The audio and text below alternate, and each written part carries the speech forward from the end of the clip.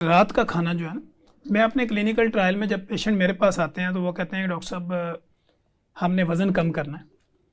तो मैं उन्हें कहता हूँ कि सबसे पहले तो मैं फोकस कर रहा हूँ कि आप सीरियस भी हैं वज़न कम करने के लिए या नहीं है। तो वो कहते हैं कि नहीं हमारा मूड है, हमने वो कम करना है। तो मैं कहता हूँ आपको 2-3 विज़िट करने पड़ेंगे, 2-3 विज़िट के अंदर मुझे ये पता चलेगा कि आप कितने सीरियस हैं अपना वेट कम करने के लिए।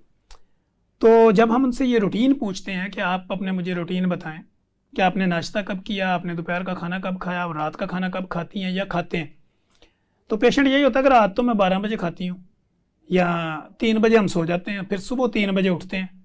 तो फिर आगे इस तरह की रूटीन चलती है।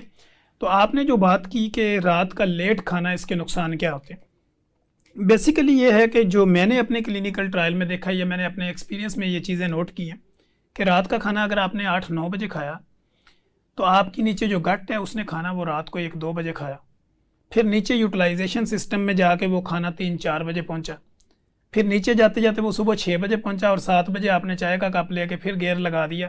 तो आपकी बॉडी के किसी आर्गन को कोई रेस्ट नहीं मिली।